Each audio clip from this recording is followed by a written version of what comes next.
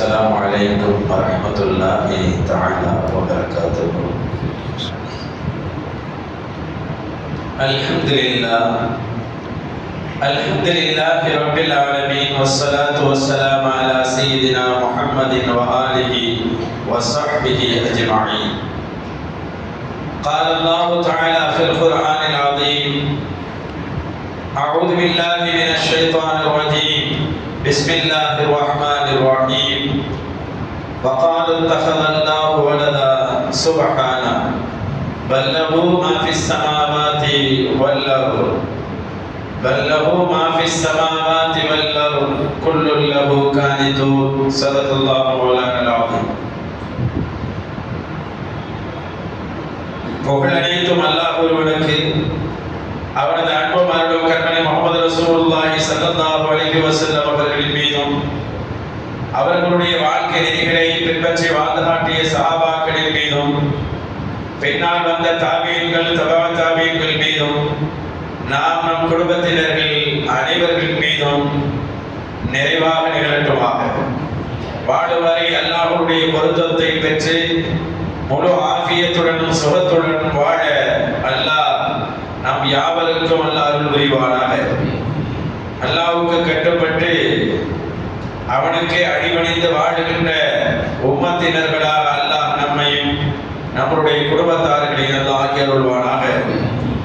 இதை கேட்கின்ற நம் அனைவருடைய பாவங்களையும் அல்லாஹ் மன்னித்து அல்லாஹ் தஆலா நாளை மறுமையிலே உயர்ந்த சொர்க்கத்திலே சுந்தர நபி ஸல்லல்லாஹு அலைஹி வஸல்லம் அவர்களோடு அல்லாஹ் நம்மளையும் அமரச் செய்வானாக. ஆமீன் ஆமீன். அன்பானவர்களே, வாரந்தோறும் வருகின்ற குர்ஆனுடைய வசனத்தின் விளக்க உரையில் இந்த வாரம் நாம் சூரத்துல் பக்ராவுடைய 116வது வசனத்தை 116வது வசனத்தை பார்க்க இருக்கிறோம். அல்லாஹ் தஆலா இதிலிருந்து என்ன கருத்துக்கள் நாம் சொல்ல இருக்கிறோமோ அதை சத்தியத்தை மட்டுமே அல்லாஹ் தஆலா வெளிப்படுத்தி அதை அல்லாஹ் தஆலா நமக்கு பயனுள்ளதாக ஆக்கிடுவானாக. அன்பானவர்களே, குர்ஆன் என்பது ஒரு லேசானது அல்ல. வாரந்தோறும் கேட்கிறோம், ஆனாலும் ஒவ்வொரு ஆயத்துக்கு பிறகும் எத்தனையோ விளக்கங்கள் இருக்கிறது. சொல்வதற்கு ஆளுதான் குறைவே தவிர, அறிவுதான் குறைவே தவிர, குர்ஆனுடைய விளக்கம் என்பது நிறைந்து போடுது. அதை முழுமையாக இந்த உலகத்துக்கு சொல்லணும்னா முஹம்மது ரசூலுல்லாஹ் தான் சொல்ல முடியும். அந்த அளவுக்கு விளக்கம் நிறைந்து கிடக்கின்ற ஒரு நூல் தான் குர்ஆன் என்பது. உதாரணமாக குர்ஆனை எப்படியெல்லாம் நாம் சிந்திக்கலாம், யோசிச்சு பாருங்கள். உதாரணத்துக்கு சொல்லுகிறேன், மாதம் 12 நம்ம சொல்லுகிறோம். மாதம் 12 மாதங்கள் இருக்கிறது. மாதம் என்பதற்கு அரபில ஷஹ்ர் என்று சொல்லுவார்கள். ஷஹ்ர் என்றால் மாதம் என்று அர்த்தம். அந்த ஷஹ்ர் என்ற வார்த்தை குர்ஆனிலே 12 தடவை தான் வருது. அல்லாஹ் எப்படி குர்ஆனை அமைத்திருக்கிறார் பாருங்க. வருஷத்துக்கு ஒரு 365 நாள் வச்சுக்கிறோமா? நாட்களுக்கு அரபிலே யௌம்னு சொல்லுவாங்க. யௌம் என்றால் நாள். யௌம்ங்கிற வார்த்தை 365 இடங்கள்ல வருது. அல்லாஹ் எப்படி குர்ஆனை எண்ணிக்கையும் கூட, குர்ஆன்ல இருக்கிற எண்ணிக்கையை நீங்க ஆய்வு செஞ்சாலே அல்-அஅதாது ஃபில் குர்ஆன், குர்ஆன்ல இருக்கிற நம்பர்ஸ் எண்ணிக்கை இருக்கு பாருங்க, 1 தெரியல 10 வரை இருக்கு, லட்சம் வரை இருக்கு. இந்த எண்ணிக்கை ஆய்வு செஞ்சாவே நம்ம மலைச்சு போயிடுவோம். இது ஒரு மனுஷன் உருவாக்க முடியாது. மலக்குமார்களை அல்லாஹ் எத்தனை இடங்களில் சொல்கிறானோ அத்தனை இடங்களில் இப்லீஸை சொல்கிறான். 88 இடத்துல மலக்கு மலாயிகா அப்படின்ற வார்த்தை வருகிறது. அந்த 88 இடத்துல அல்லாஹ் ஷைத்தான்ங்கிற இடத்தையும் பதிவு செய்யறான். இதுவும் 88, அதுவும் 88. மனிதர்கள் என்ற வார்த்தைகள் 50 இடத்துல வருதுன்னு சொன்னா, நபிமார்கள் அன்பியாங்கிற வார்த்தையும் 50 இடத்துல வருது. எங்கெல்லாம் குழப்பங்கள் என்று வருகிறதோ, ஏறத்தாழ குர்ஆன்ல குழப்பங்கள் இருக்கிறதுக்கு அரபில ஃபசாது பாங்க. ஃபசாதுங்கிற வார்த்தை குர்ஆன்ல 50 இடத்துல வருது. அதே மாதிரி குழப்பம் வந்தா என்ன செய்யணும்? சமாதானம் செய்யணுமா இல்லை? நல்லிணக்கம். அந்த நல்லிணக்கங்கிறது அரபில சிலாக பாங்க. சலாக சிலா, இது 50 இடத்துல வருது. எது பிரச்சனையோ அதற்கு எதிர்மறை அதே நம்பர்லயே வரும். ஆச்சரியமா இருக்கும். இது எத்தனை இடங்கள்ல வரும்? அத்தனை இடங்கள்ல வரும். நம்மளுக்கு அடிக்கடி நம்மளுக்கு பேர் போனது ஷைத்தான் இல்லையா? இந்த ஷைத்தானை பத்தி குர்ஆன்ல பார்த்தோம் சொன்னா இப்லீஸ்ங்கிற வார்த்தை 11 இடத்துல இப்லீஸ்னே வருது. இப்லீஸ்ங்கிற வார்த்தை குர்ஆன்ல 11 இடத்துல வருது. அதிலிருந்து பாதுகாப்பு தேடணுங்கிற பாதுகாப்புக்குரிய வார்த்தை 11 இடத்துல வருது. பாதுகாப்பு அதுக்கு இஸ்திஆனா. இப்படி குர்ஆனுடைய நம்பர்ஸ் கூட எவ்வளவு உயர்ந்திருக்கு பாருங்க. அவ்வளவு மகத்துவமானது. சாதாரண ஒரு செய்தியை சொல்லிட்டு நான் தஃசீருக்குள்ள வந்துடுறேன். ஜுபைர் இப்னு முத்தஇம் வராங்க. இஸ்லாம் ஆகல அவங்க வர்றாங்க. ரசூலுல்லாஹ் பள்ளியில தொழ வச்சுக்கிட்டு இருக்கிறாங்க. ரசூலுல்லாஹ்வுடைய காலத்துல ரசூல் ஸல்லல்லாஹு அலைஹி வஸல்லம் பள்ளியில தொழ வச்சுக்கிட்டு இருக்கிறாங்க. தொழ வச்சுக்கிட்டு இருக்கும்போது அவர் ஜுபைர் இப்னு முத்தஇம் வர்றாங்க. வந்த அந்த நேரத்துல ரசூலுல்லாஹ் மக்ரிப் தொழுகை, இப்ப என்ன தொழுகை தொழுதோம்? மக்ரிப் தொழுகை தானே. இந்த மாதிரி ஒரு மக்ரிப் தொழுகையில தான் வர்றாங்க. வந்தா ரசூல் ஸல்லல்லாஹு அலைஹி வஸல்லம் சூரத்து தூர் ஓதுறாங்க. என்ன சொல்றாங்க? தூருங்கிற ஒரு சூரா. இப்பெல்லாம் மக்ரிப்ல என்ன சூரா ஓதுறோம்? பிரியாயில் காஃபிரும் குல்வல்லாஹ். அது பெருசா ஓதிட்டா பெரிய பிரச்சனையே ஏற்படுத்துது. பழைய நிக்க வச்சுட்டாங்க அப்படின்லாம் பேசிடுறோம்னாங்க. ஆனா ரசூலுல்லாஹ் மக்ரிப்ல தூர் வரையும் ஓதிருக்காங்க. சூரத் தூர் எத்தனை பக்கம் போய் எடுத்து பாருங்க. மக்ரிப் தொழுகை. சரி, தூர் சூரா ஓதிட்டு இருக்கிறாங்க. வந்த அந்த தோழர் வாசலில் நின்று கொண்டு அந்த குர்ஆனுடைய வசனத்தை கேட்டுக்கொண்டே இருக்கிறார். ரசூலுல்லாஹ் ஓத ஓத ஓத இவருக்கு தன்னையே அவர் மறந்துட்டார். தான் என்னமோ வானத்துக்கு போன மாதிரி ஒரு ஃபீல் ஆயிடுச்சு. யார் இது? ஜுபைர் இப்னு முத்தஇம். அப்படி ஒரு எண்ணம். ஏன்னா அல்லாஹ் அதுல அழகா நிறைய கேள்விகளை சொல்லுவான். யாரு படைச்சது, யாரு உங்களுக்கு உருவாக்குறது, உங்களுக்கு தந்தது யாருன்னு அம்மன்னு சொல்லியே அல்லாஹ் பேசிக்கிட்டே இருப்பான். நீங்க அந்த தூர்ல லாஸ்ட் ஒரு பேஜ் எடுத்து பாருங்களேன். ஒரே கேள்விதான். படைக்கப்பட்டது எந்த பொருளில் இல்லாமல் நீங்கள் படைக்கப்பட்டீர்களா அல்லது நீங்களே படைத்துக் கொண்டீர்களா? அல்லாஹ் கேட்கிறான். படைக்கிறா ஏதாவது ஒரு மெட்டீரியல் இருந்தா தான் படைக்க முடியும். எதுவுமே இல்லாம படைக்கப்பட்டதா நினைச்சுக்கிட்டீங்களா அல்லது நீங்களே உங்களை படைத்துக் கொண்டீர்களா? இந்த மாதிரி கொஸ்டினே ஒரு பேஜ் ஃபுல்லா வரும். வெறும் கொஸ்டினே. இத பார்த்து அயர்ந்து போய் வியர்ந்து போன அந்த தோழர் அங்கேயே முஸ்லிம் ஆகிறார். அங்கேயே ரசூல் ஸல்லல்லாஹு அலைஹி வஸல்லம் அவர்களுடைய கரப்பிடித்து அங்கேயே முஸ்லிம் ஆகிறார். இப்படி எல்லாம் பல சூறாக்களுக்கு பின்னால் பல பேருடைய இஸ்லாம் இருக்கிறது. ஆனால் இன்னைக்கு நம்ம ஓததானே செய்யறோம். இன்னைக்கு ஓதிக்கிட்டு தான் இருக்கிறோம். ஆனால் நமக்கே அந்த உணர்வு வருது, நமக்கே அந்த ஃபீல் வர்றது இல்லை. ஆனால் அன்றைக்கு கேட்டவர்கள் எல்லாம் இஸ்லாமானார்கள்.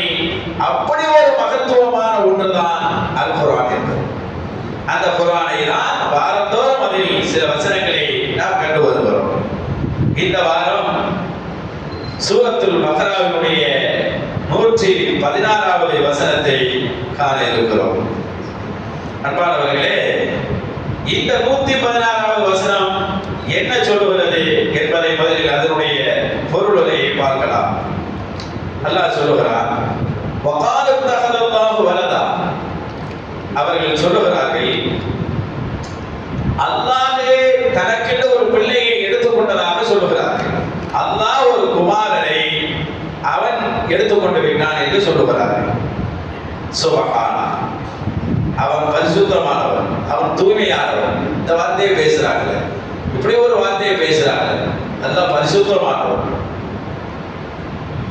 அடுத்து அல்லாஹ் சொல்கிறான், பல் அப்படி கிடையாது. லஹு மா ஃபிஸ் ஸமாவாதி வல் அர்த். வானங்களும் பூமியும் வானத்திலும் பூமியில் உள்ளவைகளும் அல்லாஹ்வுக்கு தான் சொந்தம்.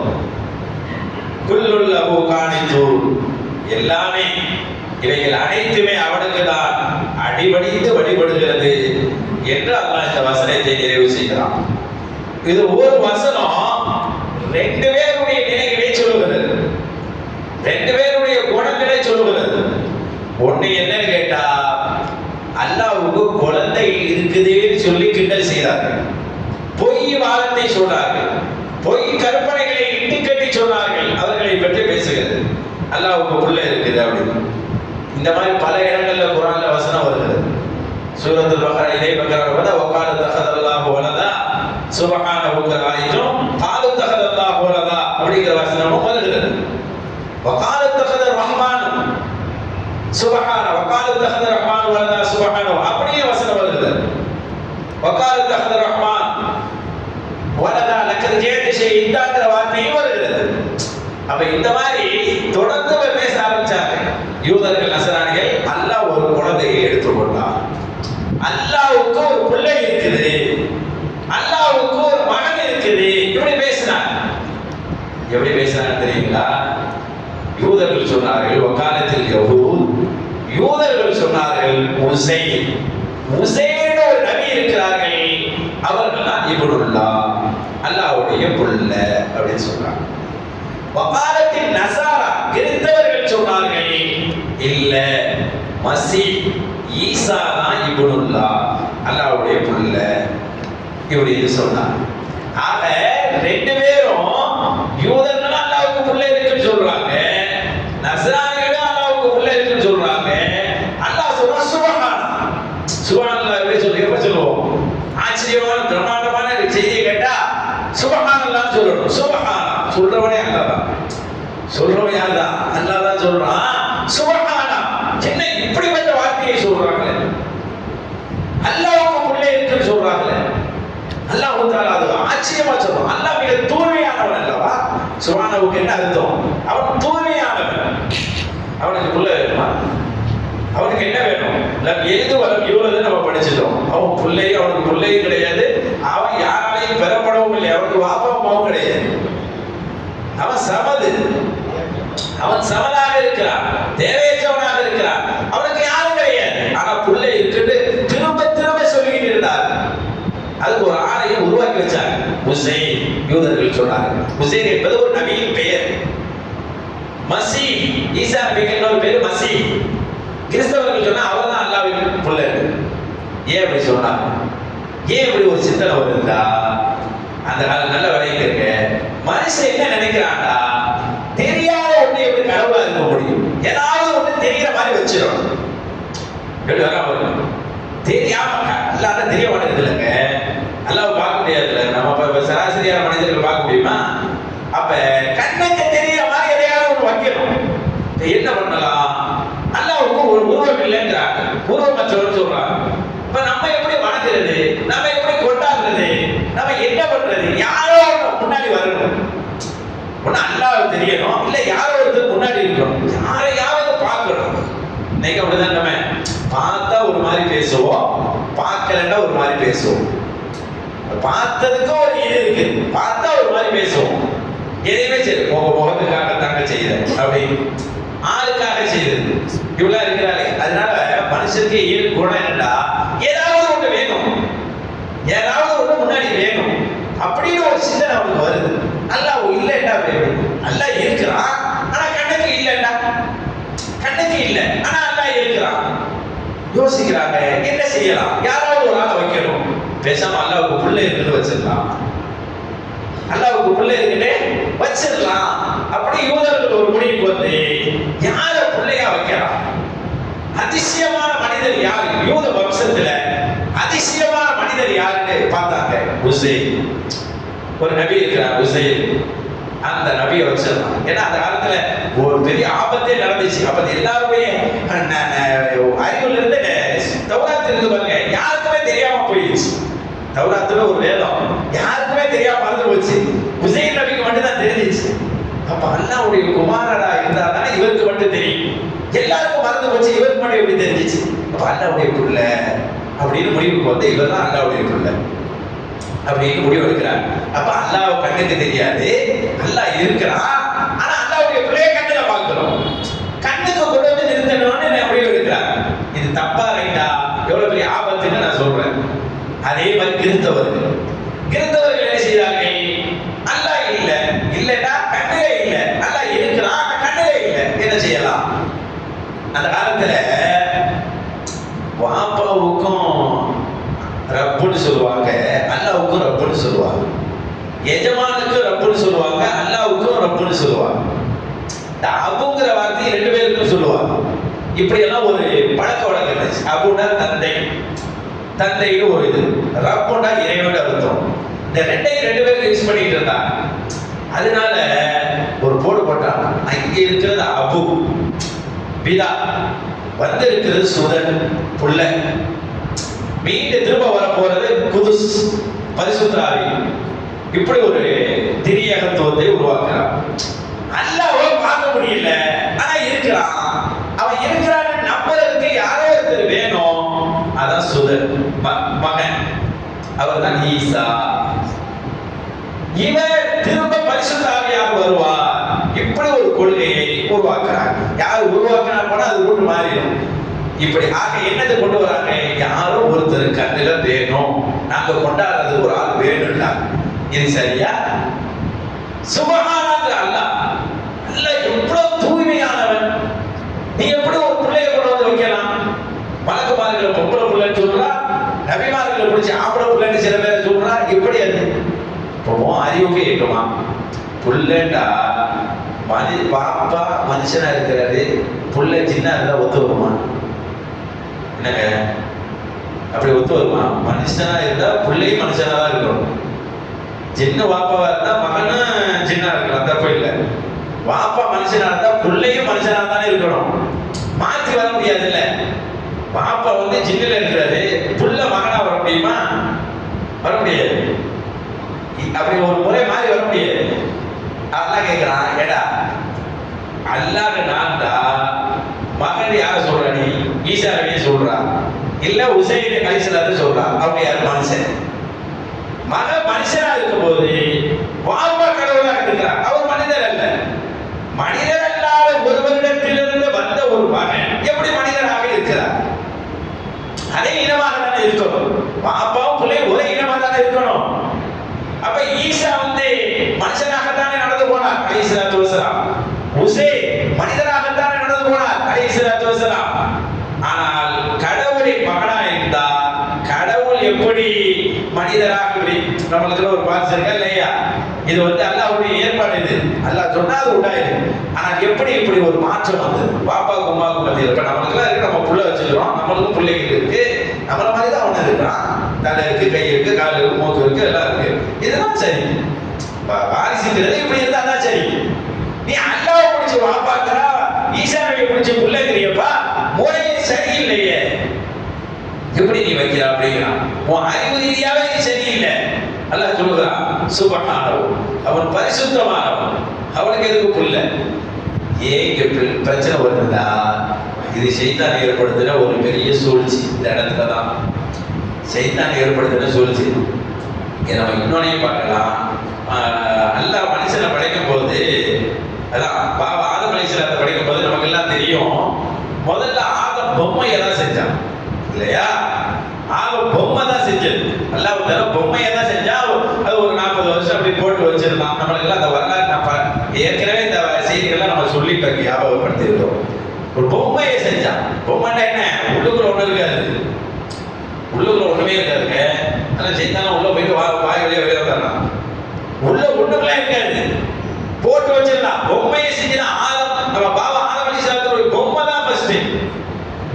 இப்ப இந்த பொம்மையை செஞ்சப்பட்ட அல்லாஹ் பின்னாடி உள்ள வசனத்துல சொல்லுவான், பதியு ஸமாவாத்தி வல் அர்த் இதா கதா அம்ரன் ஃபஇன்னமா யகூலு லஹு குன் ஃபயகுன் என்று சொல்றான். எப்படி சொல்றான் பாருங்க அடுத்த வசனத்தை. வானங்களையும் பூமியையும் முன்மாதிரி இல்லாமல் படைத்தவன் அவன்தான்.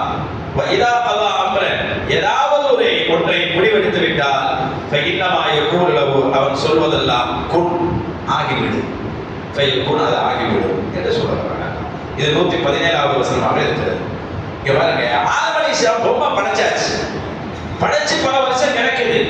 இப்ப அல்லாஹ் படைக்கும் போது ரொம்ப நேரம் எடுத்துக்கிட்டான். அல்லாஹ்வுக்கு அவ்வளவு தேவையில்லை. அவன் ஆகுனா ஆகிடும். ஆனா மண் எடுத்து படைச்சு அப்படி காய போட்டான். அல்லாஹ் நல்லா காய போட்டான். டக்குனா சவுண்ட் வர மாதிரி. உள்ளுக்குள்ள ஒண்ணு இல்லை, சும்மா பஃபுன்னு தான். கொண்டு என்று சொன்னோன்னா ஆதம் அலைஹிஸ்ஸலாம் எழுதி நிற்கிறாங்க. எந்திரிச்சிருச்சா மனிதராக மாறி இருக்கிறார்.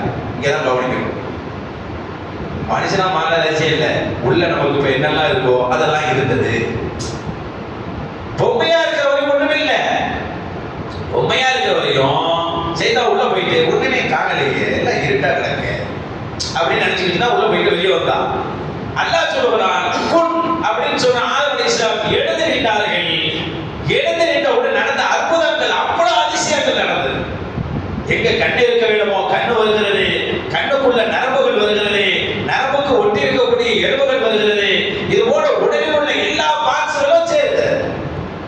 இது எப்ப படைக்கும் போது பொம்மையிலாம் அப்படி படைக்கல, உள்ள வச்சு மூளை பிரெயின் எல்லாத்தையும் வந்து அப்படிலாம் களிமண்ணா படைக்கல. பொம்மையை படைச்சதுதான். படைச்சதுக்கு பிறகு எதிரிங்க சொன்னோட எதிர்ச்சாங்க எல்லாம் வருது. அல்லாஹ்வுடைய அருள். இப்பதான் சைத்தான் இதுக்கு முன்னாடி தான் உள்ள போயிட்டு வெளியே வந்தான். ஆஹா, இவ்வளவு மகத்துவமான மனிதனா, இவனுக்கு இவ்வளவு மரியாதையா, இவனுக்கு நம்ம சஜா செய்யணுமா அப்படின்னு சொல்லி இவனால தானே நம்ம சபிக்கப்பட்டோம் என்று சொல்லிட்டு இவனை திருமணம் நாசப்படுத்த வேண்டும் என்று சைத்தான் முடிவெடுக்கிறான். சைத்தான் முடிவெடுத்து ஆதம் அலைஹிஸ்ஸலாம் பின்னால் இந்த துனியாவுக்கு வந்ததுக்கு பிறகு நான் அந்த வரலாறை சுருக்கி கீழே கொண்டு வந்துட்டேன். இங்க வந்ததுக்கு பிறகு அவன் ஒரு திட்டம் போடுறான். இந்த மனிதனை இணை வைக்க சொல்ல வேண்டும், ஏதாவது ஒரு இணை வைக்க வைக்கணும், ஷிர்க் செய்ய வைக்கணும். என்ன செய்யலாம்? அதுக்கு முன்னாடி ஷிர்க்னா என்னன்னு தெரியாது. பாவம் ஆதம் அலைஹிஸ்ஸலாம் காலம் தான் என்ன செய்யறதுன்னு தெரியல. ஷிர்க் வைக்க வைக்கணும் துடிக்கிறான். எதையாவது ஒன்று சொல்லி இவனை நரகத்தில் கொண்டு போய் சேர்த்துடணும். அப்பதான் சைத்தான் வந்து எப்படி எல்லாம் வேலை போடுறப்ப அந்த நேரத்தில் ஒரு கணவன் மனைவி திருமணம் செய்திருந்தார்கள். திருமணம் செய்து ரொம்ப நாளாக பிள்ளை இல்லை, அவர்களுக்கு ரொம்ப நாட்களாக பிள்ளை இல்லை. அவர்கள் பலமுறை ஏங்கி ஏங்கி அந்த காலத்தில் ஆரம்ப சொல்றேன், ஆரம்பிச்ச காலத்தில் சொல்றேன், பிள்ளையே இல்லை. ஏன்னா புள்ள பிறந்தாகணும், புள்ள பிறந்தாதான் விருத்தி ஏற்படும். அதுதான் அந்த காலத்துல முக்கியமே. உறவு கூட அதுதான். அதனாலதான் அக்கா தங்கச்சி நம்பி எல்லாம் கல்யாணம் பண்ணது. உறவுக்கு தானே அப்புறம் முதல்ல புள்ள பிறக்கிற நிறைய பேர் பரவணும், அதுதான் நோக்கம். புள்ள பிறக்கல. இப்ப ரொம்ப கவலையா இருந்தான் கணவன் மனைவி. சைத்தான் வந்தான். என்ன ரொம்ப கவலையா இருக்கிறீங்களே அப்படின்னு கேட்டான். ஆமா, எங்களுக்கு பிள்ளைகள் பிறக்கல அப்படின்னு. நான் ஒரு வழி சொல்றேன், நீங்க செய்ய அப்படின்னு சொன்னான். இன்னொரு விவாதத்தில் என்னடா, அவர்களுக்கு கரு உண்டானதுக்கு பிறகு வந்தான் அப்படிங்கிற செய்தி எழுதுறாங்க. கரு உண்டாயிடுச்சு, போக போக வயிறு பெருசாகிட்டே போகுது. முதலா இதை அட்டன் பண்றாங்க. அதாவது இப்படி வயிறு பெருசாகுது பார்த்ததே இல்லை அவங்க. ஏங்க நம்மளுக்கு இப்போ பழகிடுச்சுங்க, நம்ம தாய்மார்கள் பெண்களுக்கெல்லாம் நம்மளுக்கெல்லாம் பழகிடுச்சுங்க. வயிறு பெருசானா புள்ள உண்டாயிடுச்சுன்னு அர்த்தம். 1 மாசம் 2 மாசம் 3 மாசம் 5 மாசம் 7 மாசம் 9 மாசம் கொண்டு வந்துடும். புதுசா இருக்கிறதுக்கு எப்படி இருக்கும்? ஆறு வருஷ காலத்துல என்ன சொல்றேன், வயிறு பெருத்தவன் பயந்துட்டான். உள்ளுக்குள்ள ஏதோ அந்த பூனைக்குட்டி இருக்குமோ, வேற ஏதாச்சும் ஒரு உள்ள இருந்துட்டா என்ன செய்யறது? மனுஷனா இருப்பாங்க. என்ன பார்க்க முடியல. இன்னைக்கு நம்ம ஸ்கேன் எடுத்து பார்த்தோம்னா எல்லாம் முடிச்சிருக்கோம். அன்னைக்கு எப்படி இருக்கும்? முதல் மனிதரை யோசிச்சு பார்க்கணும். அந்த காலம் எப்படி இருந்திருக்கும்? பயப்படுறான், கடவுள் மனைவி பயப்படுறான். இப்பதான் சைத்தான் வந்து என்ன கவலை அப்படின்னு கேட்கறான். இது வயிறு ரொம்ப பெருசா இருக்க விட்ட அம்மாவுக்கு என்ன செய்யறது தெரியல, உள்ளுக்குள்ள என்ன இருக்குன்னு தெரியல அப்படின்னு. புள்ள பிறக்கிறதுக்காக நான் ஆசைப்பட்டு கொடுக்கும். உங்களுக்கு புள்ளதான் பிறக்கும். சைத்தான் சில நேரத்துல நல்லது சொல்ற மாதிரி சொல்லி ஏமாத்துவான். ஆனா புள்ள பிறந்தா என் பேரை வச்சிடணும்டான். பார்த்தீங்களா? சில நேரத்துல சில பேர் உதவி செய்யும்போது புள்ள பிறந்தோட அந்த புள்ள பேரை வச்சிருவாங்க. இப்ப சமீபத்துல கூட யூனிஸ்லாம் பேர் வச்சாங்கல்ல, அந்த மாதிரி வெள்ளப்பிறல அந்த மாதிரி சைத்தான் வந்து உங்களுக்கு ஆம்பளை பிள்ளை நல்ல பிள்ளை தான் பிறக்கும், ஆனா என் பேரை வச்சிடும். எனக்கு ஒரு பேர் இருக்கு ஹாரிஸ், என் பேர் ஹாரிஸ். சைத்தானுக்கு பல பட்ட பேர் இருக்கு, எனக்கு ஹாரிஸ்னு இருக்கு. அதனால அப்துல் ஹாரிஸ் பேர் வச்சு அப்துல் ஹாரிஸ் பேர் வச்சிருக்க சைத்தான் சொன்னான். சரி, ஆம்பளை பிள்ளை தானே நம்மளுக்கு பிறக்கணும். ஆனா அவன் சைத்தான் ரீதியில வரல. எல்லாத்தையும் உருவம் மாதிரி தானே போவான். நல்லவன் சொல்ற மாதிரி பெரிய ஆரம்பிச்ச உருவத்துல ஏதோ ஒரு உருவத்துல பயிர் மாவளைக்கு சரி சொல்லிட்டாங்க. அது மாதிரியே புள்ள பிறந்துச்சு. அப்பதான் அந்த பிள்ளைக்கு அப்துல் ஹாரிஸ் பேர் வைக்கிறான். சரி, அவர் சொல்லிட்டாரே அப்படின்னு. பின்னாடி ஆதம் அலைஹிஸ்ஸலாத்துக்கு இந்த தகவல் தெரிந்ததற்கு அப்புறம் தான், அந்த காலத்து நபிக்கு தெரிந்ததுக்கு அப்புறம் தான் அதை சைத்தானிட்டு அவர்கள் தெரிந்து கொண்டார்கள் என்று வரலாறு சொல்லுது. இப்ப அந்த வரலாறுடைய தொடர்பு போல. ஏண்டா சைத்தான் அங்கிருந்தே உன்னை உருவாக்குறான். அந்த மனிதனை நாசப்படுத்த வேண்டும். அவன் செஞ்ச அடுத்த வேலை என்ன தெரியுமா? உள்ள பிறந்துச்சு. பிறந்ததுக்கு கொஞ்சம் சம்பளம் வந்துட்டு இருக்கும் போது நல்ல மனிதர்களாக இருந்தார். அப்பெல்லாம் சிலை வணக்கம்லாம் இல்லை. அல்லாவுக்கு யாரையும் கொண்டு வந்து வைக்கல. இவர் புள்ள, இவர் கூட்டாளி, இவர் பார்ட்னர், சிறுக்கு வேறே கிடையாது. இப்ப முதலா எங்க சிலை வருது பாருங்க. சிறுக்கு எங்க உண்டாகுதுடா? குர்ஆன் சொல்லுது, சூரத்து நூஹ்னு ஒரு சூரா இருக்கு. அதை நீங்க எடுத்து பார்க்கலாம். அந்த சூறாவை எல்லாம் சொல்லுவாங்க. அந்த காலத்துல நல்ல மனிதர்கள் எல்லாம் அந்த காலத்துல நல்லவங்களாக தான் வாழ்ந்தாங்க. நம்மளும் சரி, நம்ம வாப்பா காலத்துல பார்த்தா நம்மளை விட அவங்க பெஸ்டா இருப்பாங்க. வசதியில படிப்புல குறைவா இருக்கலாம், ஒழுக்கம் நல்ல நடைமுறை எடுத்துக்கிட்டா நம்மளை விட அவங்க சிறந்தவங்களா தான் இருப்பாங்க. அப்படிப்பட்ட மனிதர்கள் தான். அப்ப ஆதம் அலைஹிஸ்ஸலாம் காலத்துல எப்படி இருந்திருப்பாங்க யோசிச்சு பாருங்க. நல்ல மனிதர்கள் தான். அப்போ அதுல பத்துன்னு ஒருத்தர் இருந்தார். பத்து, அவர் பேரு பத்து. அவர் ரொம்ப நாள் வாழ்ந்துட்டு மரணிக்கின்ற போது அவரை பத்தி எல்லாரும் கவலைப்பட்டாங்க. இவ்வளவு நல்ல மனுஷன் முகத்த ஆகிட்டாரு, இன்னும் கொஞ்ச நாள் என்ன சந்தோஷமா இருக்குமா, இப்பதான் செய்தவா. எல்லாரும் கவலைப்படும் போது உங்களுக்கு என்ன கவலை? அவர் உங்களை விட்டு போயிட்டாரு, கவலைப்படுறீங்களா? கவலைப்பட வேண்டாம். அவர் மாதிரி ஒரு பொம்மையை செஞ்சு நட்டாரு. வந்துச்சு திரும்ப பொம்மை, ஏன்னா அங்க வேற பொம்மையை பார்த்து வராங்க. அவரே மாதிரி ஒரு பொம்மை செஞ்சு தரேன், நடுவீட்டில் வச்சுக்கிறீங்க, பள்ளியாச மேலாவில் வச்சுக்கிற வேண்டாம், வணங்குற இடத்துல அவரை வச்சுக்கிட்டு நீங்க இருந்தீங்கன்னா உங்களுக்கு இறைவனுடைய நெருக்கம் கிடைச்சிடும் அப்படின்னு முதலாக இந்த பந்திலே, பூமி பந்திலே, இந்த உலகத்திலே, நிலத்திலே சிலையை கொண்டு வந்து நிறுத்தி அந்த சிலைக்கு பத்துன்னு பேர் வச்சவன் செய்தான். அது முன்னாடி சிலை கிடைக்கும். அதை குர்ஆன் எப்படி சொல்லுகிறது பாருங்க. 5 சிலைகள் இருந்ததாக சொல்கிறது. அவர்கள் சொன்னார்கள், லா ததருன்ன ஆலிஹத்தக்கும் வலா ததருன்ன வத்தம் வலா சுவாஅன் வலா யகூஸ வ யஊக வ நஸ்ரா. 5 சிலை. 5 சிலைனா 5 மனிதர்கள் தான் சிலை. 5 நல்ல மனிதர்களை சிலையாக்கி விட்டார். ஒரு மனிதருக்கு ஒருத்தருக்கு பேர் வத்து, அவரை சிலையாக்கினார். 2வது பேர் சுவா, இவரை பின்னால் சிலை. சுவாங்கிற ஒரு வரலாறு படிக்கும் போது ஒரு கருத்து வரும். தமிழ்நாட்டில் சிவன்னு சொல்றாங்க பார்த்தீங்களா, இந்த சுவாங்கிறதான் மருவி சிவனாக மாற்றப்பட்டிருக்கிறது. நீங்க தமிழக வரலாறு, சிவனுடைய வரலாறு எடுத்து பார்த்தீங்கன்னா அவர் எப்போ உள்ளவர் என்னன்னு பார்த்தீங்கன்னா இந்த வரலாறோடு ஒட்டி வரும். அப்ப சுவாங்கிறது சிவனாக இன்னைக்கு சரியாக்கப்பட்டிருக்கு பாருங்க. சுவாங்கிறது அது ஒரு கருத்து தான், நான் டிக்ளேர் பண்ண கருத்து. சுவாங்கிறது சிவனாக ஆக்கப்பட்டிருக்கிறது. யகூசுங்கிற ஒரு மனிதன், யஊக்குங்கிற மனிதன், நஸ்ருங்கிற மனிதன். அது ஆச்சரியம் பாருங்க. இந்த கடவுள்களை நீங்க விட்டுறாதீங்க, இந்த கடவுள்களை நீங்க காப்பாத்துங்கன்னு எல்லாரும் கத்துனாங்க. கடவுள் நம்மளை காப்பாற்றணுமா, கடவுளை காப்பாற்றணும். அப்படி சிலைகளை கொண்டு வந்து 5 சிலையை கொண்டு வந்து வச்சவன் உலகத்தில் இருந்து செய்தான். இப்படி வந்ததுனால கண்ணுக்கு ஏதாச்சும் மனுஷனுக்கு தேவை, ஏதாவது ஒண்ணு வேணும். அல்லாஹ் சொன்னா கண்ணுக்கு தெரிய மாட்டேங்குது, அல்லாஹ்வுக்கு தெரியற மாதிரி ஒண்ணு வேணும். என்ன செய்யலாம் அப்படின்னு சொல்லி வேலைக்காரர்கள் பார்த்தாங்க. நம்ம சிலையை வைக்க முடியாது, நம்ம சிலையை வணங்க முடியாது. இப்ப என்ன பண்ணலாம்? இப்ப அல்லாஹ்வை நம்ம பார்க்க முடியல, என்ன பண்ணலாம்? அல்லாஹ்வுக்கு ஒரு புல்ல இருந்து வச்சிருக்கோம் சொல்லிடுவோம் அப்படின்னு சொல்லி யூதர்கள் உசைர் நபியை பிடிச்சுக்கிட்டாங்க. கிறிஸ்தவர்கள் மசீஹ் அலைஹிஸ்ஸலாத்தை பிடிச்சுக்கிட்டாங்க. மசீஹ் அலைஹிஸ்ஸலாத்தா ஈசா அலைஹிஸ்ஸலாம் 2 பேரையும் பிடிச்சுக்கிட்டு இவங்க எல்லாம் அல்லாஹ்வுடைய பிள்ளைங்க, அல்லாஹ்வை நாங்க பார்க்கல, அல்லாஹ்வுடைய பிள்ளையை நாங்க பார்த்துட்டோம், இவங்க தான் அல்லாஹ்வுடைய பிள்ளைன்னு சொன்னாங்க. இதோட நிறுத்தல, அதுலேயும் பல பிரிவுகள் எல்லாம் இருக்குது இருக்குங்களா. அதுலேயும் மரியம் அலைஹிஸ்ஸலாத்தை கடவுள்களில் ஒருவராக பார்க்கிறது கூட மேரி தாய் கடவுளாக ஆக்கி கொடுவர்கள் இருக்கிறாங்க. அது வேற விஷயம், அதுக்குள்ள போக வேண்டாம். இப்படி கண்ணுக்கு பார்ப்பதற்காக ஒரு கடவுளை வைக்கின்ற போதுதான் அல்லாஹ் சொன்னா சுபஹான், அல்லாஹ் தூய்மையான. அல்லாஹ்வுக்கு எதுக்கு பிள்ளை?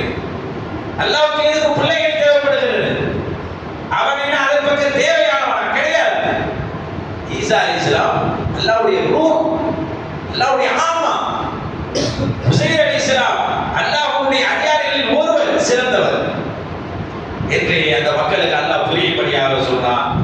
ஏன் இவர்கள் பிள்ளையை அல்லாஹ்வுக்கு அடிக்கடி ஏற்படுத்தி சொன்னார்கள், அல்லாஹ் மீதே இவ்வளவு பெரிய அவதூறை சொன்னார்கள் என்றால் கண்ணிலே பார்க்கிற மாதிரி உன்னை கொண்டு வந்து வைக்கணும், அப்பதான் நம்ம வணக்கம் சரியா இருக்குன்னு தப்ப விலகிட்டு இருந்தாங்க.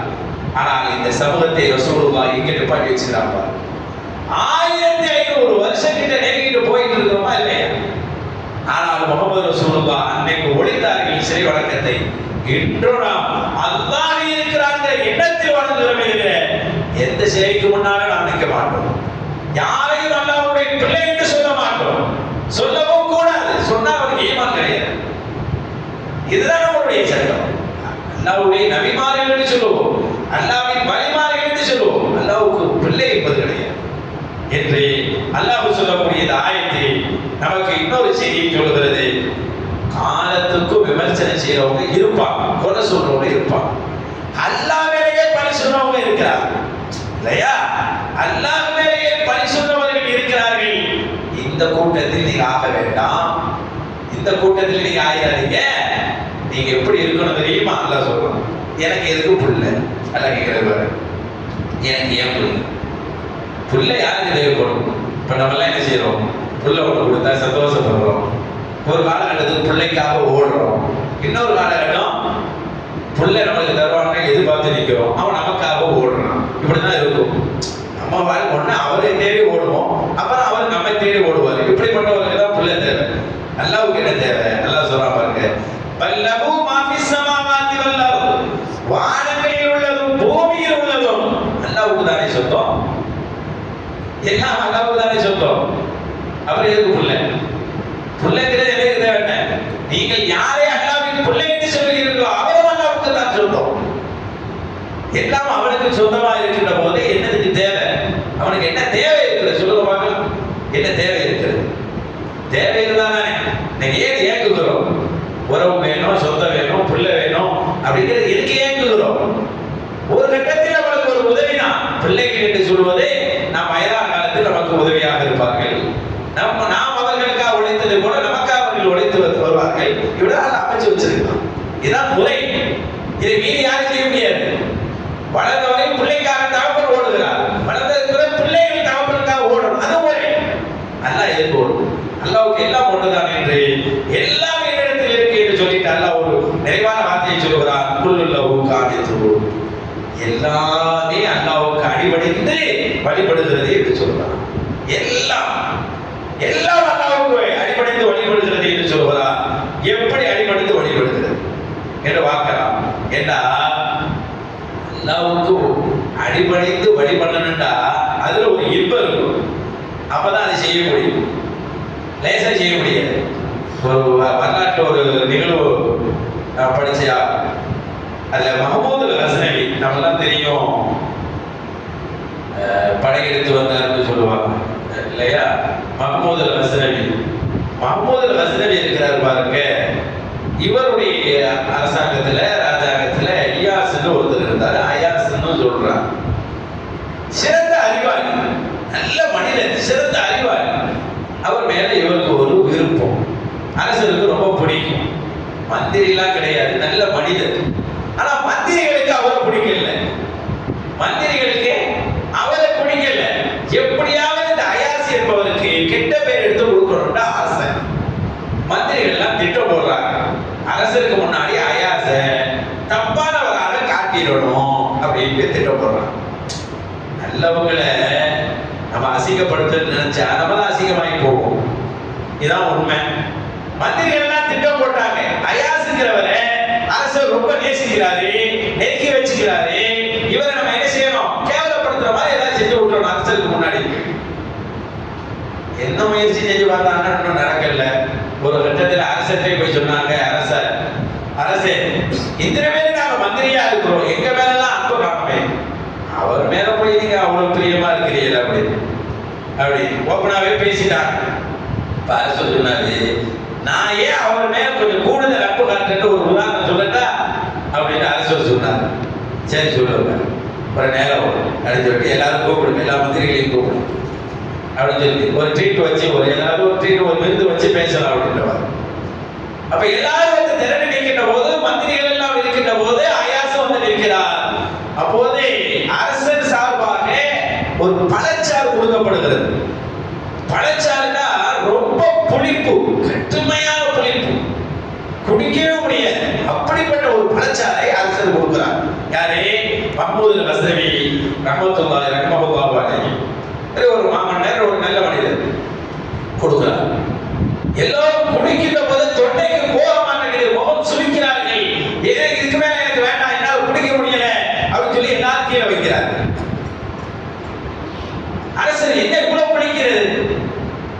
அப்படின்னு சொல்லி அவர் முகமெல்லாம் ஒரு விதமா ஆயிடுச்சு.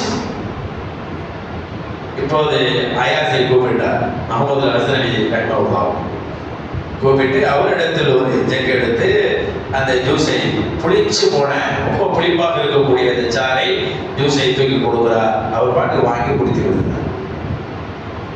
முகத்தில் எந்த கோணலும் இல்லை, எந்த சுரிவும் இல்லை, எந்த வார்த்தையும் பேசவும் இல்லை. இப்போது முகமது ஹசனவி ரஹ்மத்துல்லாஹ் சொல்லுகிறார்கள், உங்களிடத்திலும் அந்த சாறை தான் கொடுத்தேன், இவரிடத்திலும் அந்த சாறை தான் கொடுத்தேன். நீங்கள் எல்லாம் குளிக்கிறேன் என்று சொன்னீர்கள், குடிக்க முடியல என்று சொன்னீர்கள், அல்லாஹ் இனி இதுக்கு மேல வேணாம்னு சொன்னீங்க, முகமெல்லாம் உங்களுக்கு மாட்டுச்சு. இவர் அப்படியே குடித்தார் பார்த்தீர்களா? அப்படியே குடித்தார் பார்த்தீர்களா? எல்லாரும் வியப்பாக இருந்தது. அவர்களே அந்த அயாஸிடம் கேட்டார்கள், உனக்கு பிடிக்கவில்லையா? இவ்வளவு குடிப்பானதை நீ எப்படி குடித்தா என்று கேட்ட போது, நான் ஏன் குடிக்க கூடாது என்று அயாஸ் கேட்டார். இத்தனை ஆண்டு காலமாக இதே மந்திரி சபையிலே, அரசவை சபையிலே மன்னர் எனக்கு ருசிக்க ருசிக்க தந்து கொண்டே இருக்கிறார், ருசிக்க ருசிக்க எனக்கு கொடுத்து கொண்டே இருக்கிறார், நான் சாப்பிட்டுக் கொண்டு குடித்துக் கொண்டே இருக்கிறேன். இவ்வளவு அனுபவிச்ச நான் ஒரு நாள் அரசர் தருகின்ற குடிப்பை ஏன் முகம் சுழித்து நான் குடிக்க வேண்டும்? அதே போன்று நல்ல உணர்வோடு குடித்து அவரை சந்தோஷப்படுத்தலாம் என்றுதான் நான் நினைத்தேன் என்று சொன்னார். அப்போதான் அரசர் சொன்னார், பார்த்தீர்களா, உங்களுக்கு அந்த பழச்சாறு தான் கொடுத்தேன், ஆனால் நீங்கள் குடிப்பை முகத்திலும் பேச்சிலும் காட்டினீர்கள், இவரிடத்தில் கொடுத்தேன், இவரை எப்படி பார்க்கிறார் என்று பாருங்கள் என்று சொன்னார். இதிலிருந்து அவனுக்கு ஒன்றை சொல்கிறார்கள், அல்லாஹ் நமக்கு எப்போதும் நல்லதுதான் செய்கிறான். எப்போதாவது ஒரு தவறை செய்கின்ற தவறுகள், எப்போதாவது ஒரு சோதனை நமக்கு அல்லாஹ் தந்து விட்டார், அது நம் பாவத்தினால்தான் ஏற்படும். ஆனால் அந்த இடத்தில் அல்லாஹ்வை நாம் பேச ஆரம்பித்து விடுவோம், அல்லாஹ்வை குறைபடுத்தி பேச ஆரம்பிச்சிருவோம். இல்ல ரப்ப என்னை சோதிக்கிறார், என்ன கஷ்டப்படுத்துகிறார். இவ்வளவு நாள் அனுபவிச்சிருப்போம், வீட்டுல எப்பவும் நல்ல சாப்பாடு, ஒரு நாள் சாப்பாடு கொஞ்சம் காரமாயிடும், இல்ல கொஞ்சம் புளிப்பாயிடும். அன்னைக்கு இருக்கிறது பாருங்க, இதெல்லாம் சாப்பாடா? சாப்பாட்டு மேல இதெல்லாம் ஒரு சாப்பாடா? இவ்வளவு நாள் சாப்பிடுகின்ற போது புகழ்ந்து புகழ்ந்து சாப்பிட்டு நான் ஒரு நாள் ஏன் இப்படி சாப்பிடக்கூடாது அல்லாஹ் தந்தனை என்று நினைக்காமல் குறை சொல்லி விடுகிறோமே. அல்லாஹ்வுடைய எல்லா அனுபவத்தையும் நான் ஞாபகத்தை அனுபவிச்சு ஒரு நாள் கூட தாங்க மாட்டேங்கிறவன் இப்படி இருக்கக்கூடாது. அடிபணிதல் என்பது இப்படி இருக்கக்கூடாது. ஆனால் அல்லாஹ் சொல்கிறான், எல்லாவையும் எனக்கு அடிபடுத்திக் கொண்டு இருக்கிறது, நான் சொன்னால் கேட்டுக்கொண்டு. இதே அயாஸை மீண்டும் பழி போடுவதற்காக மந்திரிகள் முடிவு செய்தார்கள். இந்த அயாஸுக்கு ஒரு பழக்கம் இருந்தது. என்ன செய்வார் என்றால், அவர் ஒரு பெட்டி ஒன்று வைத்திருந்தார். அந்த காலத்தினுடைய தகர பெட்டி என்று சொல்வார், இரும்பு பெட்டி. அவர் என்ன செய்யார், காலையிலும் மாலையிலும் அந்த பெட்டியை திறந்து திறந்து பார்த்து விட்டு மூடுவார். மந்திரிகளா அவரை பின்பற்றியே போனார்கள். இவர் என்ன எப்போ பார்த்தாலும் காலையில ஒரு தடவை திறந்து மூடுகிறார், மாலையில ஒரு தடவை அந்த பெட்டியை திறந்து மூடுகிறார், எதையும் திருடி உள்ள வைத்து விட்டார், நல்லா மாட்டிக்கிட்டார், சிக்கிக் கொண்டார். எல்லாரும் மந்திரிகள் எல்லாம் அயாஸிட்ட போய் என்ன பெட்டுக்குள் வைத்திருக்கிறார் என்று கேட்டார்கள். அது உங்களிடத்தில் சொல்ல முடியாது, அது முக்கியமான பொருள், அதை நான் உங்களிடத்தில் சொல்ல முடியாது. சந்தேகம் வந்துருச்சு மந்திரிகள், இவரை கேவலப்படுத்தி விடலாம், இதை கொண்டே நாம் கேவலப்படுத்தி விடலாம் என்று நினைக்கிறார்கள். உடனே அரசனிடத்தில் முகமது ஹசனவி ரஹ்மத்துல்லாஹ் கிட்ட போய், பார்த்தீர்களா, இவரை நல்லவர் என்று சொன்னீர்களே, இவர் எவ்வளவு பெரிய திருடர் தெரியுமா? எப்படி சொல்கிறீர்கள்? நாங்கள் பார்க்கிறோம், காலையிலே யாரும் எழுந்திருக்கிறதுக்கு முன்னாடி அவர் ஒரு பெட்டி ஒன்று வைத்திருக்கிறார், அதை திறக்கிறார், உள்ளே உத்து பார்க்கிறார், மூடி வைக்கிறார்.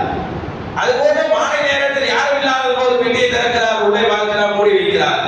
நாங்கள் கேட்டு விட்டோம், நான் சாவியை தர மாட்டேன், உங்களுக்கு காட்டவும் மாட்டேன் என்று சொல்லிவிட்டார். என்ன சொல்ல வருகிறோம்? இந்த அரசவையின் பொருளை அவர் பதுக்கி வைத்திருக்கிறார், திருடி இருக்கிறார். இவர் ஒரு திருடர், அவர் ஒரு திருடர் என்று சொன்னார். அரசர் கூப்பிடுகிறார், அயாஸை இங்க வாருங்க என்று கூப்பிட்டார். நீங்கள் இப்படி ஒரு பெட்டியை டெய்லி தினந்தோறும் 2 முறை திறந்து திறந்து பார்த்து போடுகிறீர்களா? உண்மைதானா? மந்திரிகள் வந்து சொல்லுகிறார்களே என்று கேட்டபோது, ஆமாம் அரசர், டெய்லி நான் காலையிலும் மாலையிலையும் பெட்டியை திறந்து மூடதான் செய்கிறேன். இவர்கள் எல்லாம் பார்க்க வந்த போது நீங்கள் பார்க்க விடலையாமல? ஆமாம் அரசர். சாவி கைகளும் கொடுக்கலையாமல? ஆமாம் அரசர். கொண்டாடு சாவி. அரசர் கேட்கிறார், சாவியை கொடுக்கும், எடுத்து போய் உள்ள என்ன இருக்கிறது பாருங்க, பெட்டியை திறந்து உள்ள என்ன இருக்கிறதோ அதை தூக்கி கொண்டு வாங்க. அரசர் சொல்லுவார், முகமது அரசர் யார் ஏவப்பட்டாரோ அவர் சாவியை எடுத்து போய் அந்த பெட்டியை திறக்கிற வரைக்கும் அமைதியான ஒரு சூழல். என்ன இருக்கும் அதற்குள், என்னதான் இருக்கும்? ஒரு பரபரப்பான ஒரு நிலையில் அந்த அரசவையே அப்படி அதிர்ந்து போன மாதிரி அமைதியில் அதிர்ந்து போயிட்டு இருந்தது. என்ன இருக்கும் உள்ளுக்குள்ள? நகர்ந்து போனவர் நடந்து போனவர் அந்த பெட்டி கிட்ட போய் சாவி எடுத்து திறந்து பெட்டியை ஓபன் பண்ணி உள்ளுக்குள் உள்ளதை எடுத்தால் உள்ள அவருடைய பழைய துணிகள் இருக்கிறது. பழைய துணி, வேற ஒன்றும் இல்லை, பழைய துணி இருக்கிறது. அரசர் கேட்டார், என்னது அப்படி? இல்ல அரசர், நான் இன்று இவ்வளவு இன்பமாக விலை உயர்ந்த ஆடைகளை எல்லாம் போட்டுக்கொண்டு அரசவையில் நடமாடுகிறேன். எல்லாம் நீங்கள் கொடுத்த உதவிகள். நீங்கள் என்னை கண்ணியப்படுத்தி வைத்திருக்கிறீர்கள். அரசவைக்கு வந்ததுக்கு பிறகு எனக்கு எல்லாமே கிடைக்கிறது. ஆனால் எனக்குள்ளே நான் சொல்லிக் கொள்வேன், ஒவ்வொரு நாளும் பெட்டியை திறந்து கொண்டு, அயாஸ், எனக்கு நானே சொல்லிக் கொள்வேன், அயாஸ், இந்த அரசவைக்கு வரும்போது நீ எப்படி வந்தாய் தெரியுமா? இந்த கந்தல் ஆடையை தான் கட்டி கொண்டு வந்தாய். இந்த பழைய ஆடையை நான் உடுத்திக் கொண்டு நீ இந்த மாளிகைக்குள் வந்தாய். நீ மறந்து விடாது, உன்னுடைய ஆரம்ப காலம் இப்படிதான் இருந்தது. நீ இப்படி இருந்து இன்னைக்கு அரசவையின் காரணமாக சுகமாக வாழ்கிறாய். உன் பழைய நிலை அதுதான், உன் நிலை அதுதான் என்று திரும்ப திரும்ப எனக்கு நான் சொல்லிக் கொண்டே இருப்பேன்.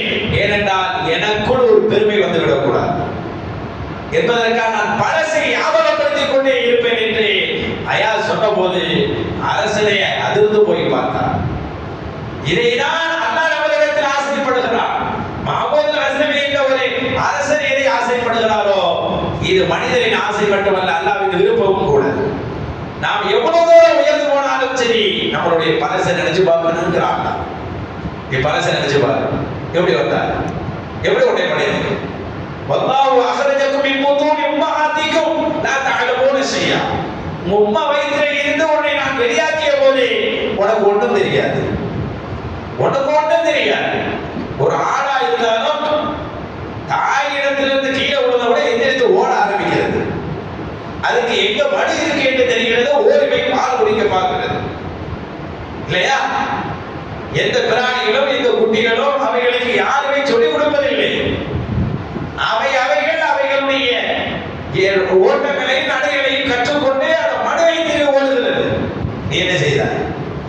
பெத்த தாய், 10 மாசம் சுமந்து பெத்த அந்த அருமை தாய் உன்னை தூக்கி பாலுக்காக வைத்த போதும் கூட அந்த இடத்தில் வாய் வைக்க தெரியாமல் சரிந்து போனாய்.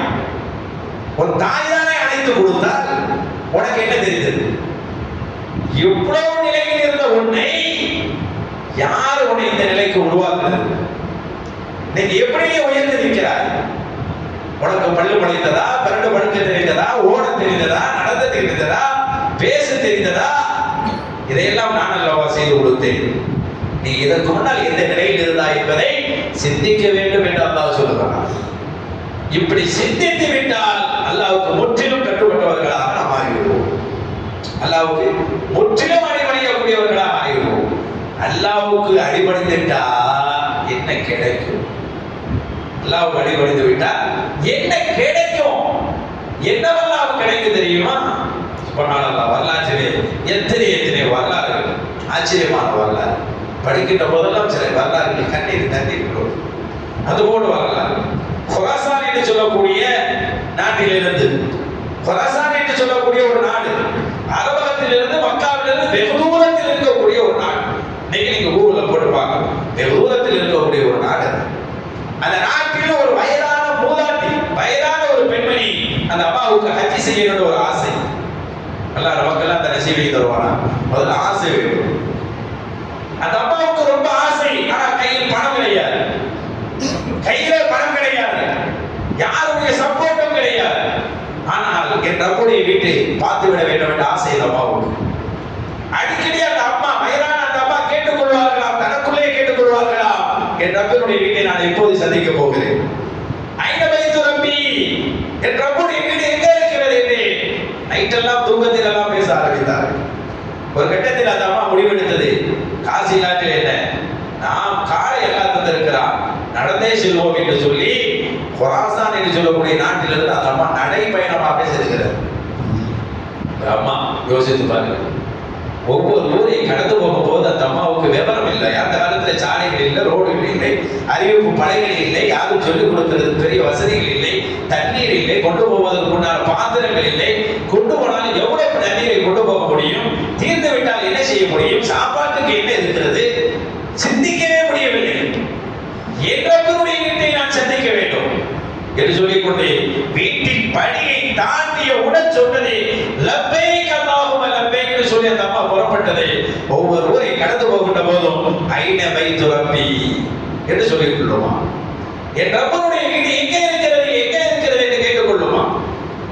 ஒரு ஊரை கடந்தவுடன் அந்த ஊருக்காரர்கள் யாராவது கண்ணில் பட்டால் சொல்வார்களாம், ஏனம்மா வயசான காலத்தில் வந்தீர்கள், வீடு மக்கா என்பது எவ்வளவு தூரத்தில் அல்லவா இருக்கிறது என்று. திரும்பி செல்லுகிறேன் என்று. திரும்பி செல்வதற்கு புறப்பட்டவள் அல்ல இந்த மூதாட்டி, திரும்பி செல்வதற்காக நான் வந்தவள் அல்ல. என் வீட்டை பார்க்க வேண்டும் என்ற ஆசையோடு புறப்பட்டு விட்டேன். இப்படியாக செல்லுகிறது. ஒவ்வொரு ஊராக கடந்து போகும் போதெல்லாம் இது கேட்குமா, என் ரப்பனுடைய வீடு எங்கே எங்கே. கடைசியாக ஒரு கட்டத்தில் எழுதுகிறார்கள், வரலாற்றை எழுதுகிற போது அந்த அம்மாவுக்கு சில நேரங்களில் பல நேரங்களில் தண்ணீர்கள் கிடைக்கவில்லை. பாலைவனத்தை கடந்து போக வேண்டும், தண்ணீர்கள் இல்லை, சாப்பாடுகள் எப்படி இருந்திருக்கும் யோசித்து பாருங்க. அந்த அம்மா அந்த பசி வருகின்ற போது, தாகம் வருகின்ற போது அந்த அம்மா சொல்லுவது, இதுதான் என் பசியை தீர்த்தது, என் பசியை போக்கியது, தாகத்தை தீர்த்தது என்று சொல்லுகிறார். இப்படிப்பட்ட நேரத்தில் தான் ஊர் நெருங்கிவிட்டது, மக்காவும் வந்துவிட்டது. ஆனால் வரலாற்று எழுதுகிறார்கள், இந்த அம்மா அவருடைய ஊரில் இருந்த குராசானில் இருந்த மக்காவுக்கு எத்தனை நாட்கள் நடந்தார்கள் தெரியுமா? எத்தனை நாட்கள் நடந்திருக்கிறார்கள் தெரியுமா? இந்த அம்மாவுடைய ஈமானம், அல்லாஹ்வுடைய நேசம் எவ்வளவு இருக்கு என்று இந்த ஒரு வரலாறு நமக்கு நினைவூட்டும்.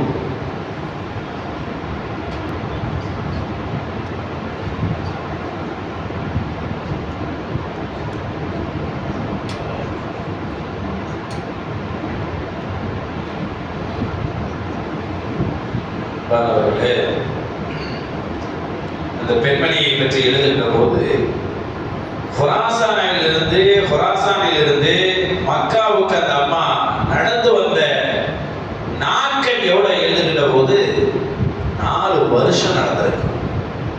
ஒரு வருஷம் 4 வருஷம்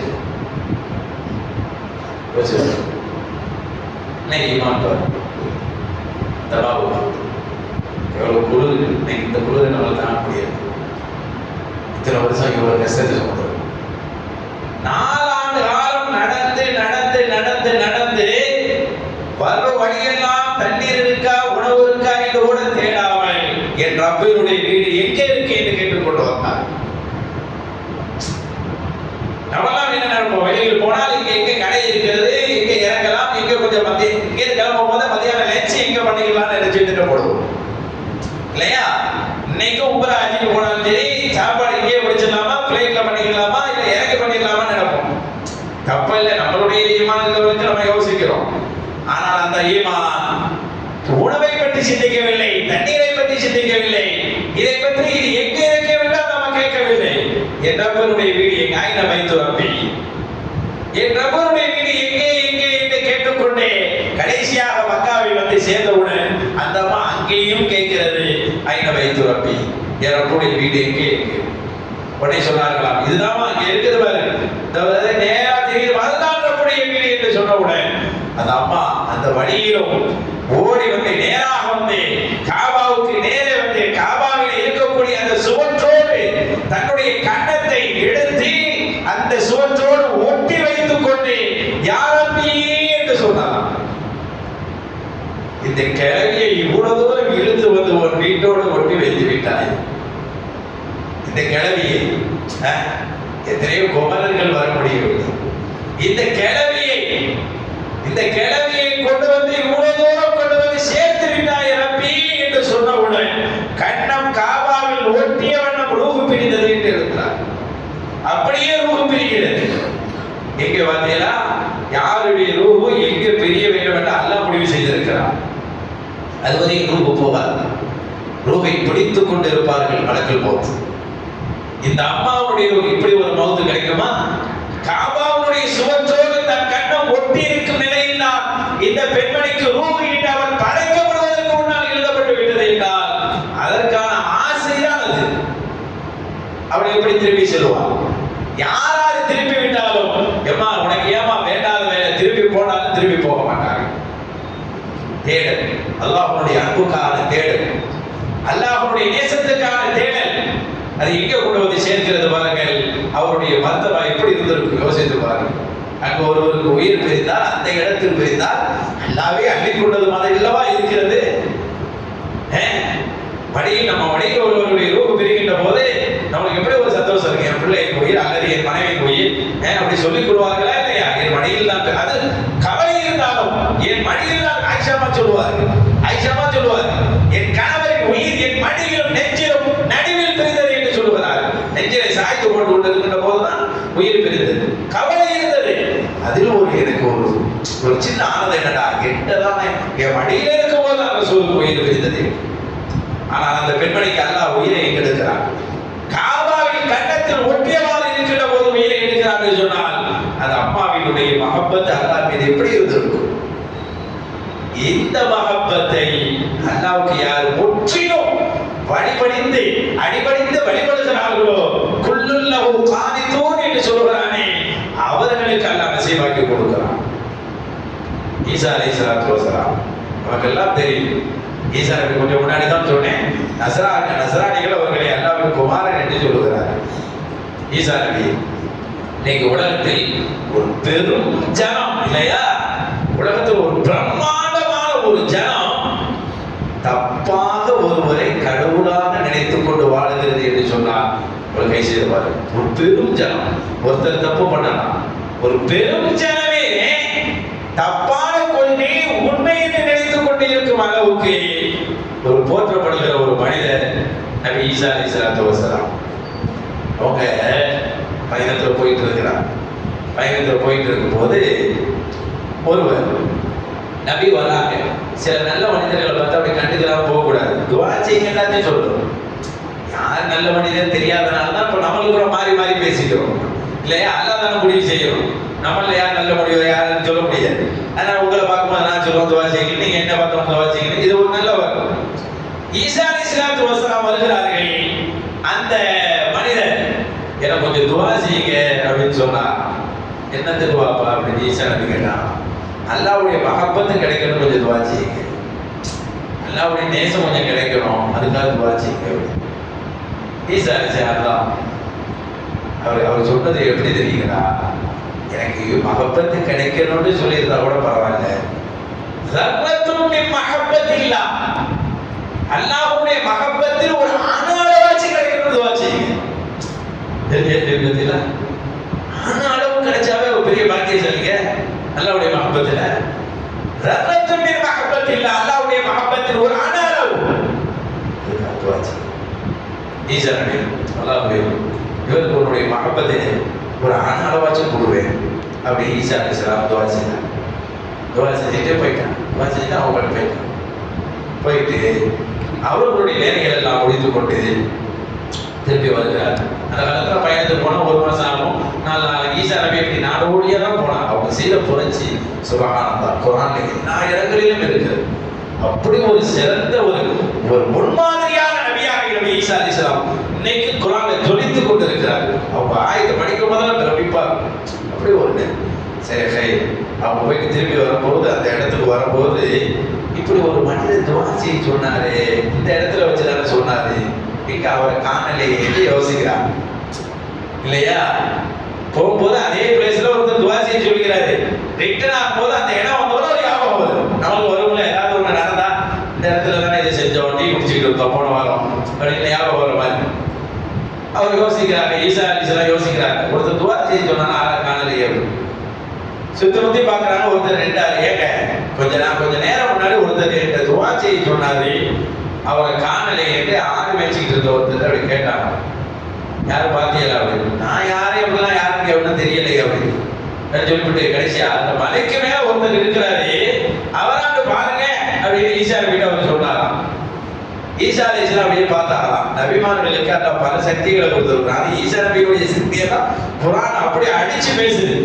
ஈசா நபி மௌத்தானவங்களை கூட எந்திரினா எந்திரிச்சிருவாங்க. அல்லாஹ்வுடைய அனுமதியோடு எந்திரினா எந்திரிச்சிருவார். குர்ஆன்லயே இருக்குங்க.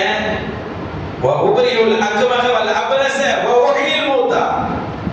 பிறவி குருடி, வெண்குஷ்டம் எல்லாம் தீராத நோயெல்லாம் தீரும். தொட்டா போதும், வச்சா போதும். ஈசா நபிக்கு அவ்வளோ நல்ல பவரை கொடுத்துருந்தான், அல்லாஹ் கொடுத்துருந்தான். அப்படிப்பட்ட நபி மலைக்கு மேல, நம்மெல்லாம் மலைக்கு மேல இருந்தா கண்ணு தெரியாது. பிறகு சிலதுல ஃபர்ஸ்ட் பிறகு சிக்கல் ஆகிடும், தெரியவே செய்யாது. தெரியுதுன்னு சொல்லணும், இல்லைன்னா கண்ணு தெரியலன்னு சொல்லிடுவாங்க. அதுக்காகவே தெரியுதுன்னு சொல்லுவோம் நம்ம. ஆனா நபிமார்களுக்கு அப்படி கிடையாதுல்ல. அவங்களுக்கு எங்க இருந்தாலும் பார்க்கக்கூடிய கூர்மை எல்லாம் கொடுத்ததுதான் நபிமார்கள். மலைக்கு மேல இருக்கிற பார்த்துட்டாங்க, ஆமா அவர் தான் அப்படின்னு. அல்லாஹ்வே இங்க இருந்தவர் அங்கே இருக்கிறாரே, என்ன விஷயம் அப்படின்னு அல்லாஹ் பேசுறாங்க. ஈசா அலைஹிஸ்ஸலாம் அல்லாஹ் சொன்னான், நீங்க தானே சொன்னீங்க வானத்தை வெறிச்ச மாதிரி பார்த்துக்கிட்டு இருக்கிறாரு அந்த மனிதர் மலைக்கு மேல. அல்லாஹ் பேசுறான், நீங்க தான் துஆ செஞ்சீங்க, தர்ரத்து மின் மஹப்பத்திக யா அல்லாஹ், உன்னுடைய மஹப்பத்துல கொஞ்சத்தை ஒரு அணு அளவு கொடுன்னு சொன்னீங்கல்ல, அதான் கொடுத்துட்டேன் அப்படின்றான் அல்லாஹ். கொடுத்ததுனால அவர் வானத்தை வெறிச்ச மாதிரி பார்த்துக்கிட்டு இருக்கிறாரு. எந்த அளவுக்கு இப்ப நிலையில இருக்கிறாரு தெரியுமா ஈசா? அவர் தலையில போய் ரப்பத்தை வச்சு ரெண்டா போனதால அவருக்கு வலிக்க வலி தெரியாது. தலையில ரப்பத்தை வச்சு நீங்க ரெண்டா போனதா கூட அவருக்கு வலிக்காது, வலி தெரியாது. அப்படிப்பட்ட உணர்வில் அவர் இருந்து கொண்டிருக்கிறார் என்று அல்லாஹ் சொல்றாரு. நபி ஈசா அலைஹிஸ்ஸலாத்தினுடைய வரலாறு இது செய்வார்கள். அல்லாஹ்வுடைய அளவு மஹப்பத் கிடைச்சிட்டாவே ஒருவர் இவ்வளவு பெரிய ரப்பத்தை வச்சு அழிச்சா வலிக்கும்லங்க, எவ்வளவு சித்திரவதை, எவ்வளவு சித்திரவதை. அதுக்கு நிறைய செய்திகளுக்கு நேரம் நெருங்கிடுச்சு. ஆனாலும் ஏன் வலிக்கல? பெருமக்கள் சொல்லுவாங்க, நம்ம செய்திகளை பார்க்க முடியும், நபி மொழியில வருதா என்னன்னு தெரியல, செய்திகளை பார்க்க முடியும். நல்லோர்களுக்கு சுகதாக்களுக்கு குறிப்பா பிலால் எல்லாம் எவ்வளவு குடும்பப்படுத்துறாங்க. போன வாரம் கூட சொல்ல ஹுபைப் எல்லாம் அவங்களெல்லாம் எவ்வளவு குடும்பப்படுத்துறாங்க. அப்ப வெட்ட போது துண்டு துண்டாலாம் சில சஹாபியை வெட்டினாங்க. அப்பெல்லாம் வலிச்சிருக்குமே என்று கேட்கும் போது அந்த செய்தியை படிச்சவங்க தான் வந்துச்சு, நல்லவர்களுக்கு சுகதாக்களுக்கு அல்லாஹ்வுடைய மஹப்பத்தை பெற்றவர்களுக்கு ரப்பத்தை அல்ல துண்டு துண்டா அவர்களை வெட்டினாலும் ஒரு பூச்சி கடித்த வழி மட்டும்தான் உணர்வார்களாம். ஒரு பூச்சி கொசு கடிச்சா எப்படி இந்த அளவு வழிதான் அவர்களுக்கு தெரியுமா? அல்லாஹ்வின் மஹப்பத்தில் அவர்கள் வைத்து விடுவார்கள் என்று எழுதுகிறார்கள் பெருமக்கள். தெரியவே செய்யாது. அந்த மாதிரி உணர்வு எப்ப வருகிறது? அல்லாஹ் சொல்லுகிறான், குல்லுல் லஹு கானிதூன், எல்லாமே அவனுக்கு தான் அடிபணிந்து வழிபடுகிறது என்று சொல்லுகிறானே. அதுபோன்று மனிதர்களும் வந்துவிட்டார். அல்லாஹ்வுக்கு அடிபணிந்து வழிபடுறோம், அது வேற விஷயம். எல்லாம் சொல்லுகிறார்கள் அடிபணித்து வழிபடணும். அப்படி வழிபடுத்து விட்டால் அல்லாஹ்வுடைய இந்த மஹப்பத்துக்குரியவர்களாக நாம் ஆக முடியும். அல்லாஹ் தஆலா அந்த உயர்ந்த தௌஃபீக்கை கேட்ட நமக்கும் அல்லாஹ் தஆலா நம்மளுடைய குடும்பத்தார்களுக்கும் தந்தருள்வானாக. நம்மளுடைய பாவங்களை எல்லாம் அல்லாஹ் மன்னித்து அவருடைய பொருத்தத்தை எல்லாம் நசீபாக்கி தருவானாக. நாயகம் ஸல்லல்லாஹு அலைஹி வஸல்லம் ஷஃபாஅத்தையும் அவர்களுடைய மஹப்பத்தை அல்லாஹ் உரித்தாக்கி தருவானாக. நம்மளுடைய பிழைகளை எல்லாம் பொறுத்தருள்வானாக. ஆமீன் ஆமீன். வாஹிரு தஅவானா அல்ஹம்துலில்லாஹி ரப்பில் ஆலமீன். அஸ்ஸலாமு அலைக்கும் வரஹ்மத்துல்லாஹி தஆலா வபரகாத்துஹு. அல்லாஹு அலா முஹம்மத் ஸல்லல்லாஹு அலைஹி வஸல்லம். ஸல்லல்லாஹு அலா முஹம்மத் ஸல்லல்லாஹு அலைஹி வஸல்லம். ஸல்லல்லாஹு